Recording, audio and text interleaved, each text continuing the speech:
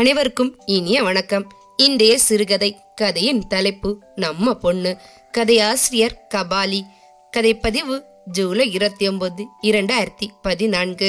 குமாரவேல் ஆபீஸிலிருந்து வந்தவுடனே கவனித்தார் தன் மனைவி பங்கஜத்தின் முகத்தில் ஓடிய புதிய கவலை ரேகைகள். வரும் சொல்ப சம்பளத்தில் எப்படியோ குடும்பம் ஓடிக்கொண்டிருந்தது.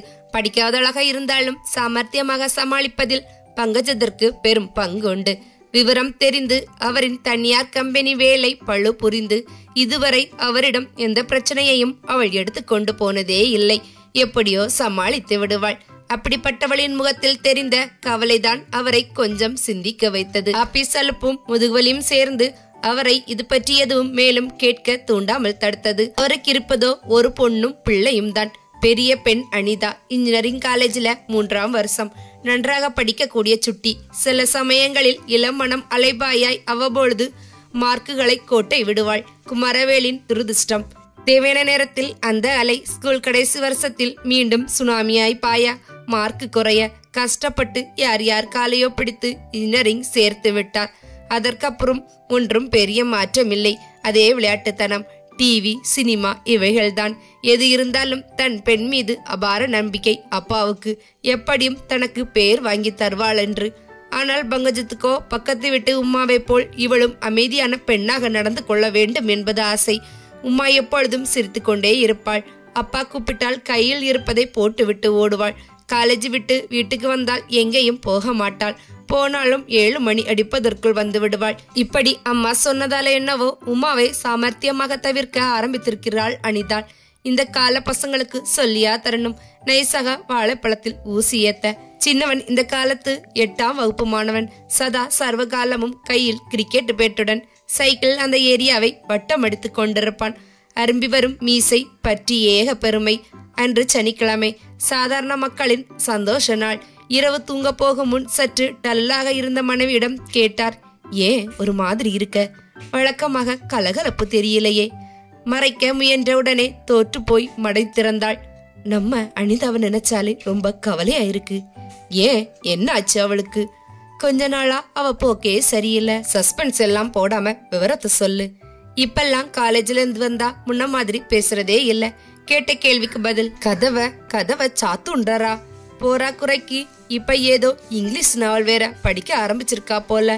காலேஜ் லைப்ரரி நாவல் எப்பொழுதும் கையில்.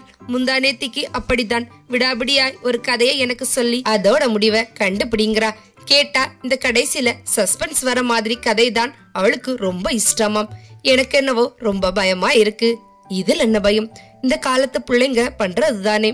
போன வாரம் ராத்திரி 2 மணி இருக்கும். இவ ரூம்ல லைட் எரியுதே. படிச்சிட்டு இருக்காளோன்னு போய் பார்த்தா விட்டத்தை பார்த்துண்டு இருக்கா.